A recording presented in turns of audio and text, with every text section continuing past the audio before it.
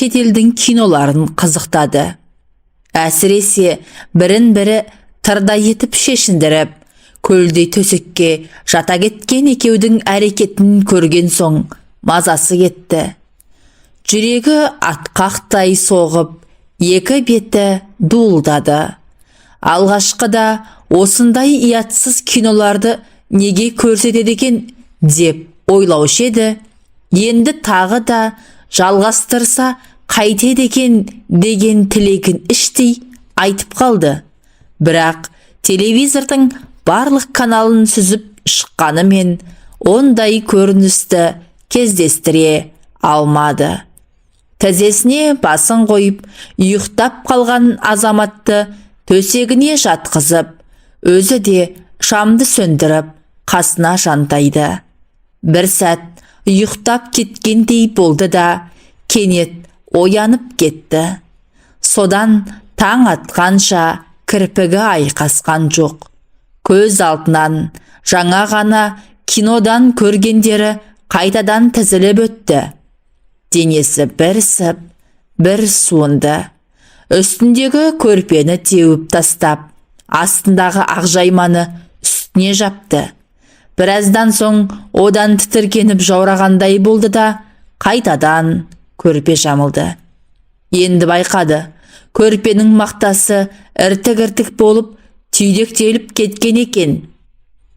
Ертең сөгіп алып, біраз түтіп, қайта салмасам болмайды екен, деп ойлады.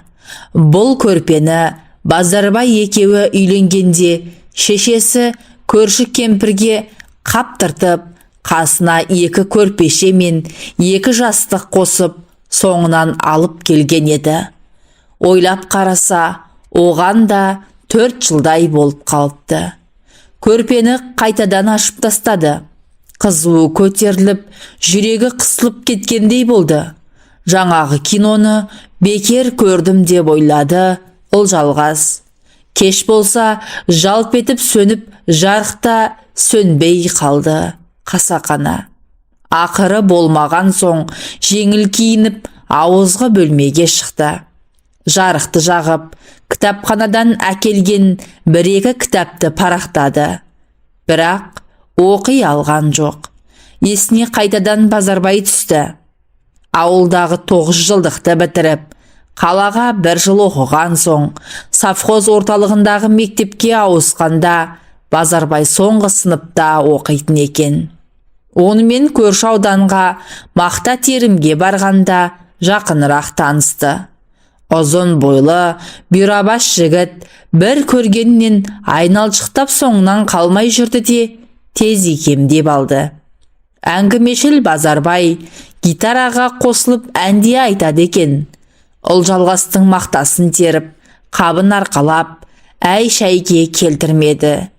Кеш болса биге сүйреп, одан шығып, мақталыққа қарай қолтыңдап кететінді әдетке айналдырды. Талдардың тасасына апарып құшақтап, сүйіп, есінен тандырды. Сондай бір күні қырманда жиналған мақтаға көміліп, таң атқанша жатты. Енді өмірлік бірге боламыз, деді Базарбай. Енді екеуміз бір адамбыз, бір адамдай болып біргіп кетеміз. Мына үстіміздегі киімдер бізді бөліп тұрмауы керек. Базарбай жалма-жан киімдерін шешіп, соңынан мұны да шешіндірді. Естісінен айырылғандай болған Ұлжалғастың қарсыласқатын шамасы жоқ еді. Тіпті қарсылық білдіруге ниеттенген де жоқ. Тек екі бұтының арасы пышақ кескендей шым ете қалғанда ғана қатты ауырсынып, төменгерінің қыршып алды. 2 айға созылған мақта терім мерзімі зымырап өте шықты. Ауылға оралғанда оларда 3-4 күн демалыс берілді де сабақ қайта басталды. Көп ұзамай Ұлжалғастың мазасы кете бастады. Басы айналып, жүрегі айныды. Алғашқыда не болғанын қыз түсінген де жоқ. Тағы да 1-2 айдан соң іші томпайып өсе бастағанда 2 қабат болғанын біліп зәресі ұшты. ешкімге көрсетпей, оңашада екі көзіне ерік берді. Көзінен сорғалаған жас кеудесіне құйылды. Ондай сәтте Базарбай есіне түседі. Ол алғашқы кезде біраз келіп жүрді де, бұл ауруын себеп қылып кездесуге шықпай қойған соң жоламай кеткен. Ұлжалғастың нағашы әпкесінің үйінде тұрушы еді. Әпкесіне жылап отырып шынын айтқаны. Ауылдан әке шешесі келді, айқай шу шықты. Ақыры үлкендер араласып, Базарбаймен қосылды. Әбүйір болғанда ата-енесі жақсы адамдар екен. Совхоз директорына айтып жүріп, Базарбай екеуіне 2 бөлмелі осы үйді алып берді. Жазға қарай өмірге Азамат есімді ұлдары келді. Базарбай мектепті бітіріп, совхозға жұмысқа кірді. Ойы осы араға келгенде, Ұлжалғас бөлменің сол жақ бұрышына орналасқан трюмоның алдына барды. Жөнді ұйықтамағандықтан болар, 2 көзінің айналасы іскен сияқты. Тарқатылған шашы қолбырап кеткен. Айнаға жиі қарап, өзінің көркіне ерекше мән беретін Ұлжалғас, жалмажан тарақталып, шашын тарап, көзін сүргілеп, бетіне опа жағып, ернін бояп, өзін тәртіпке келтірді. Жоқ, қорқатындай емес, ақша беті албырап, 2 көзі жәудіреп, жұтынып ақ тұр. 20-дан асып, 21-ге табан тіреген келіншек нағыз зар күйінде. Әттең, қасында Базарбай жоқ. Мектепті бітірген жылы күзде Базарбайды әскерге алып кетті. Военкоматқа жас баласы бар деген анықтама апарып еді. Оған қараған жоқ. Бала 1 жасқа толғанша отсрочка алуға болады екен. Бірақ Базарбай міндетімді тез өтеп қайтайын деп кете барды. Осыдан 1 жыл өткен соң Базарбай командирінен алғыс алып, 20 күндей демалысқа келіп кетті. Ұлжалғас күйеуін тосырқап қалған екен. Кейбіреулердей алдынан жүгіріп шығып, мойнына да асылған жоқ.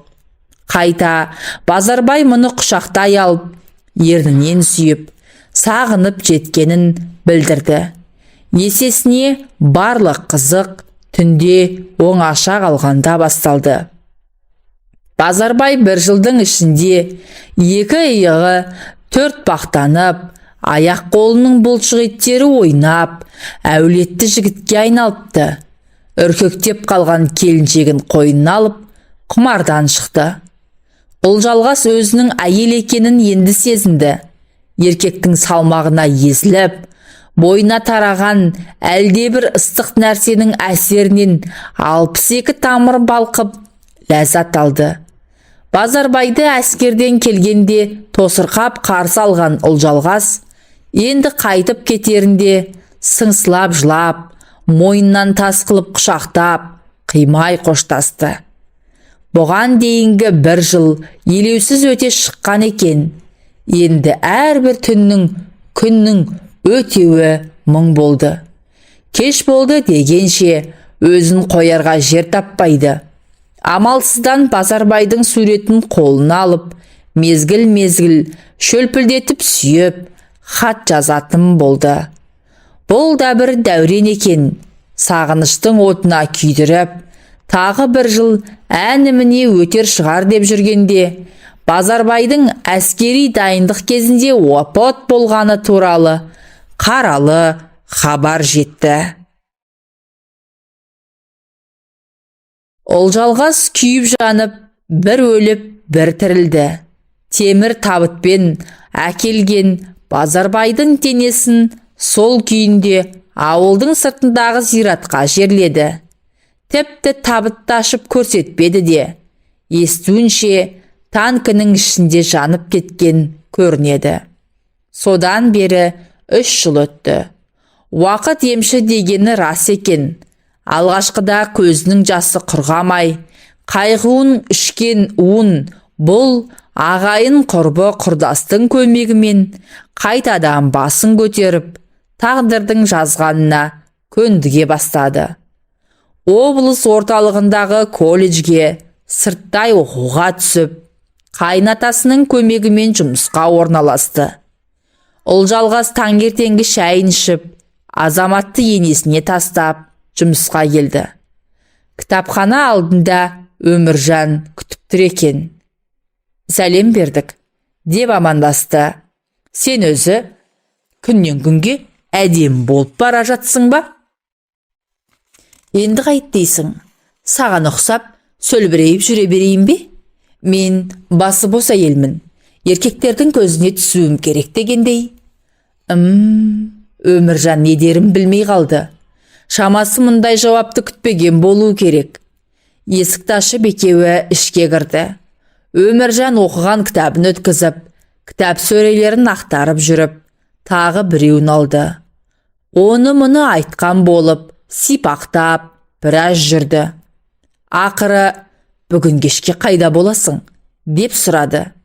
Қайда болушы едім? Үйде боламын да, дейді бұл. Немене, киноға шақырайын деп педің? Жоқ, бүгін клубта кино болмайтын күн ғой. Жай, әншейін сұрадым. Жалпы, Өміржан момын жігіт. Жоғары білімді, мектепте мұғалім болып істейді. Әлі үйленбеген. Күнде болмаса да, кітапханаға күнара келеді. Дәл бүгінгідей ерте келіп, Ұлжалғасты күтіп тұрады. Оның осылай келіп кетуі соңғы кезде Ұлжалғастың ызасын келтіре бастады. Онда мен кеттім, деді Өміржан. Кетсең, жолың болсын. Қайтып келмесең де болады деп айта жаздады. Өміржан маған сөз салатын шығар деп дәмеленіп жүрді ол. Келген сайын мұны ұнататын кейіп танытады. Әр нәрсені сұрайды. Әзілдескен болады. Одан әріге бармайды. 30-ға жақындаған сүрбойдақ мына түрімен әл талай жүретін шығар. Ыстық суығы бірдей әрі-сәрі жүретін осындайларды Ұлжалғастың әкесі Наурыз көже деп атайтын. Сірә Наурыз көженің тегін әрі ыстық болмайтынын меңзесе керек. Кітапханаға біреу қуғандай болып, екі бала кірді. Менің атым Қожаны беріңізші, деді бірі. Өздері те қожадан айнымайды. Ұлжалғастың көңілі көтеріліп, жүзіне күлкі үйірілді. Балалар шығып кеткен соң, Жидекүл апай келді. Ұзақ жылдар мектепте мұғалім болған қария кітап оқудан жалықпайды. Кезінде Ұлжалғастарға да тарихтан сабақ берген. Хал жағдай сұрасып, іш тартып тұрады. Басқа түскен пәлекетке мойыма, әлі ақпағың ашылар, басың жас қой, дейді. Аңдамай, тағы да бір нәрсеге ұрынып жүрме, деп қосып қояды. Мезгіл түске жақындағанда, совхоз директорының хатшысы келіп, бастыққа шақыртып кетті. Директор өткенде кітапханаға келіп, кітап қорын көріп, бөлменің сықырлаған еденін басып, байқап, қандай жәрдем керектігін сұрап кеткен. Мүмкін сол мәселемен шақырған болар. Әлде кітапхананы аралай жүріп, оның үсті басына қарағыштап, екі көзімен ішіп жеп кетіп еді, кім білсін.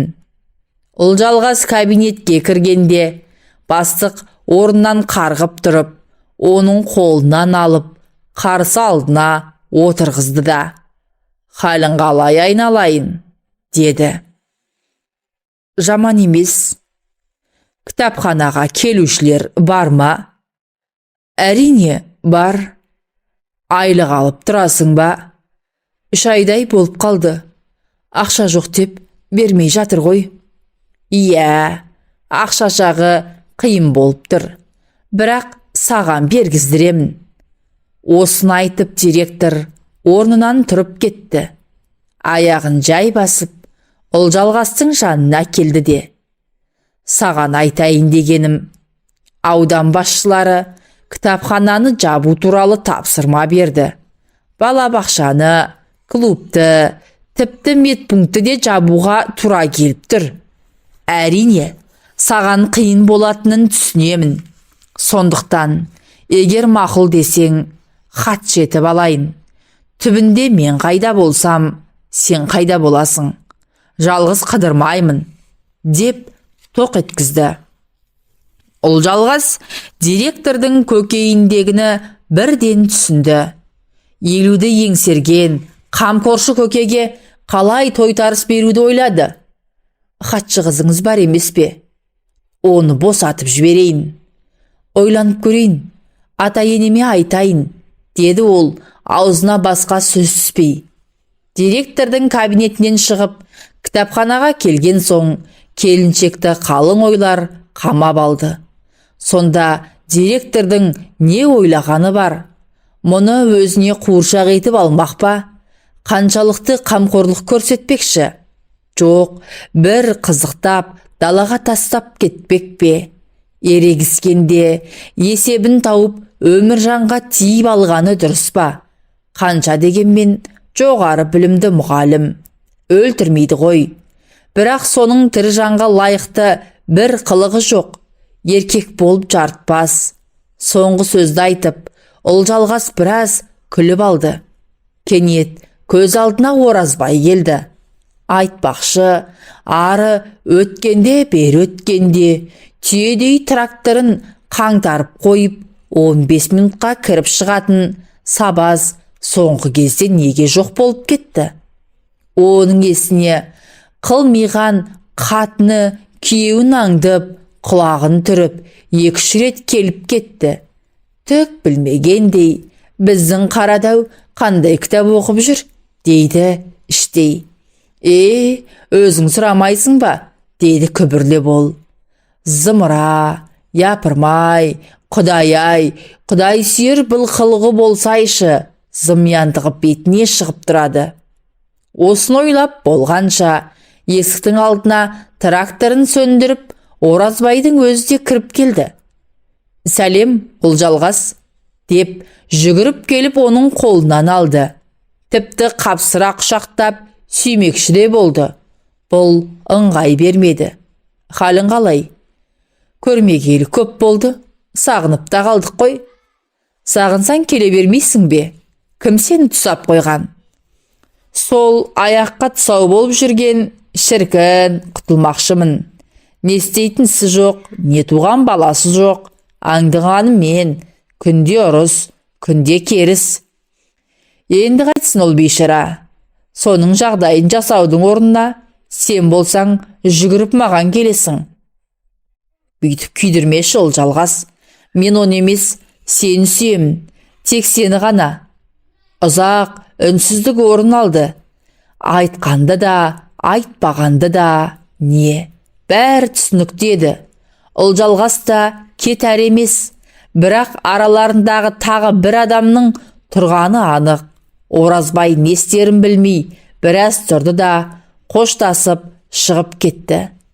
Бүгінгі күн ерекше күн болды. Совхоз директоры ақыры шыдамай бетпердесін сыпырып тастады. Оразбай болса көңілдегісін айтып салды. Ал Өміржан, оның жағдайы бұрыннан түсінікті. Ендігі таңдау Олжалғастың өзіне қалды. Тағы да 5-6 күн өтті. Күн сәскеге таянғанда Олжалғас сүйретіліп орнынан тұрып төсегін жинады. Қолына сыпырғы алып, есік алдын тазалады. Азаматқа тостақпен сүт ысытып беріп, қолына бір үзім нан ұстатты. Күндегі әдетімен баланы енесінің үйіне тастап, кітапханаға келді. Бекерақ келген екен. Мұны іздеп жатқан ешкім көрінбеді. Әдетте совхоздың партогы, рабочкамы, кейде ауыл советтен немесе аудандық мәдениет басқармасынан өзін әдіскермін деп таныстырып, біреулер бас сұғып, әлде бір мағлұматтар сұрап, жыл сайын көшіріліп жазылатын жылдық жоспардың бір данасын алып кететін. Биыл ол да жоқ. Кітаптарды арқалап әкетсең де мейлің. Тек кітапхананың 10 шақты байырғы оқырмандары іздемесе. Түске таман зілденіп Оразбайдың әйелі келді. Сен менің пайыма көз салғаныңды қашан қоясың? Деп аузына ақ ит кіріп, көк ит шықты. Ұлжалғас болса, әпшәу, көшеде көрсем көрмегендей өте шығамын. Өзің осында келіп, анда-санда бір-екі кітап алып кететінің. Білесің, маған не дейсің сонда? Байыңызға өзіңіз еге болмайсыз ба? Дейді. Анау бет бақтырар емес. Жанжалдың үстіне совхоз директорының тікбақай хатшысы келіп кірді. Ұлжалғасқа бір тілім қағаз ұстатты. Бұйрықтың көшірмесі екен.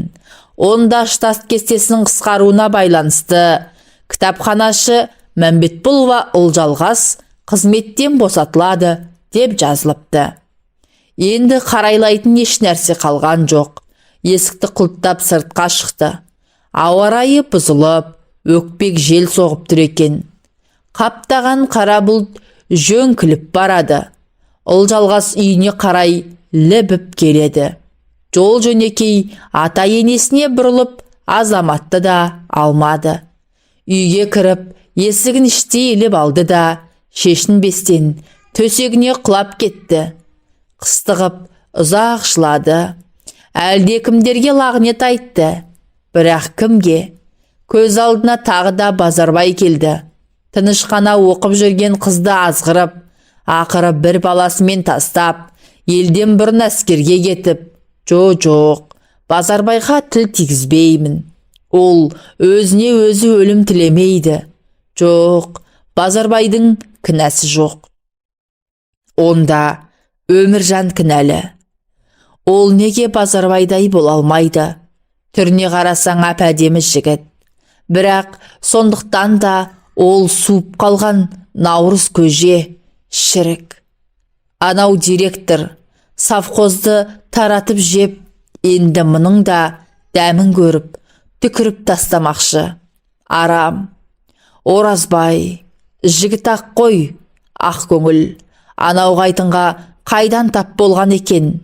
Бақытсыз еркек. Өзін бақытты ете алмаған жанға өзгені бақытты етер ме? Бұған үлкен бақыттың да керегі жоқ. Өз оққан кітаптардай махаббат та күтпейді. Мұның білуінше, шынайы махаббат иелері бақытты бола алмайды. Ұлжалғасқа салса, тек әншейін өзін ұнататын, отбасына адал, азамат екеуін асырап сақтайтын ден сау еркек болса, бұл оған әдемі бір қыз туып берер еді. Күн кешкіріп, батуға айналды. Екі шекесі солқылдап, ауырып барады. Орнынан тұрып, киімдерін ауыстырды. Сыртқа шығып, беті қолын жуып, шай қойды. Таңертеңнен бері нәр тартпағаны есіне түсті. Табаға сарымай шыжғырып, 2-3 жұмыртқа жарып, тамақ ішті. Ойлап, таң атса, әке шешесінің үйіне қайтып көшіп баруға бекінді. Базарбай қайтыс болған соң-ақ, іле-шала әкесі келіп, көшіріп әкетпекші болған. Бірақ бұл Базарбай екеуі түтін түтеткен қуыршақтай үйлерін қимай қалып қойған. Енді қараса, еркегі жоқ үй азынаған ат қорадан артық емес екен. Әдеттегідей телевизорды да қоспады. Алдамшы нәрсе. Өңкей бір ойдан шығарылған оқиғаларды көрсетеді. Мына өмірде оның біреуі де жоқ. Әсіресе анау шетелдік сериалдар. Үлде мен бүлдеге оранып, еріккен, ерегіскен жандар. Ал біздің елде әкім қаралардың алдында өтірік айтып, құлдық ұрған біреулер. Күтібініп мақтанатындар, бастықтар. Тура біздің совхоздың директоры дерсің.